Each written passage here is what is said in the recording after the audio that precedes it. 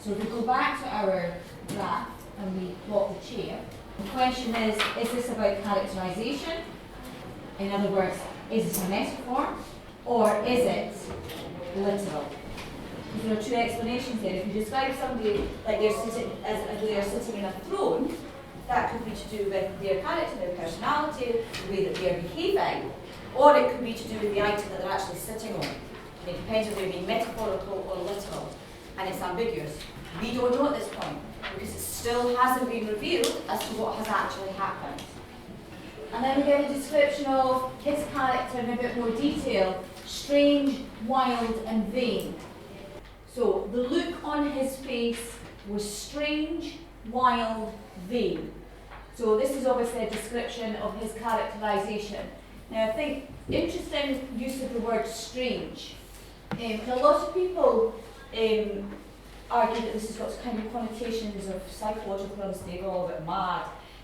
I think the use of the word strange is more a reflection of her confusion, because she's trying to work out what's going on, and he's sitting there, and she's looking at this expression on his face, and it's unfamiliar. So I think in this context, the word strange is merely suggesting a look that is unfamiliar to her, and it's more of a mark of her confusion at this point, which obviously mirrors our own confusion. So I think that word says more about her than it does actually say about him. However, we then have some words which are clearly about King Midas. So he's described as wild. And whenever I see that word as a description of his character at this particular point in the poem, I always think of my own children. And the points in the day, which there are several, where I utter the words, those children are wild. So it's trying to capture and think about the emotion that a child is experiencing when they are behaving in a way that is wild. That's the state that they're in. You would argue, if you're saying that they're wild, that they're out of control, but what is the emotion that they're experiencing that is making them behave like that? Excitement, okay? So that's why he appears to be wild, because he's really excited. He's really excited because he's had this wish, and everything he touches turns to gold, and that's just absolutely fantastic. And he's really excited about it. So the wild here is actually connotations of excitement. And that's a marked contrast with how she reacts when she realises what he's done.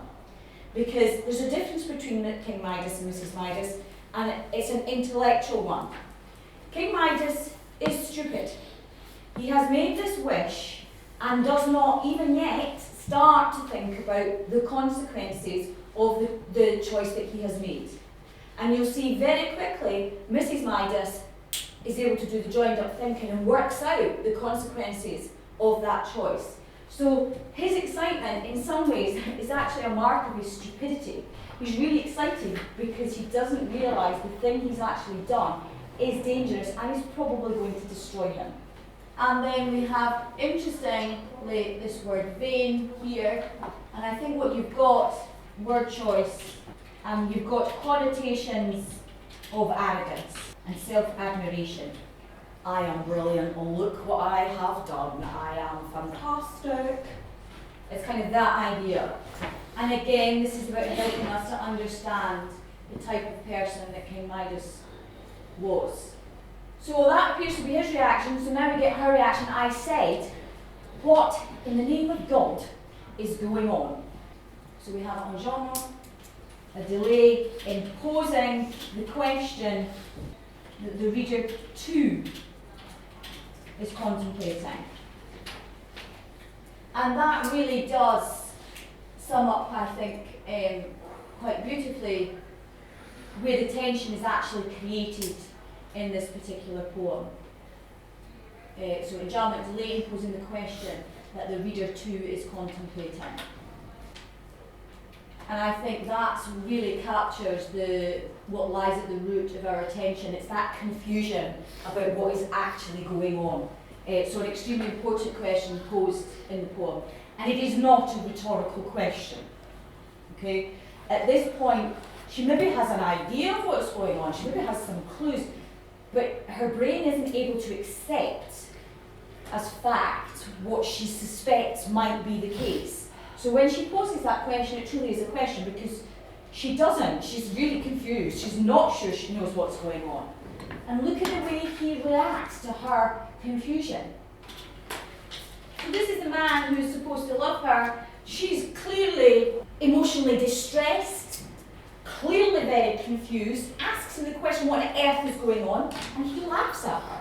And again, another quality that's really important to associate with King Midas is this selfishness.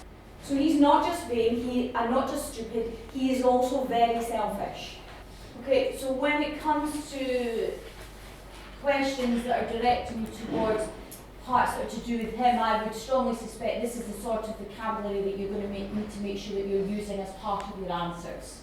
Okay, because that's clearly what the poem suggests about him. We'll do the exact same for Mrs. Midas as we get towards the end of the poem.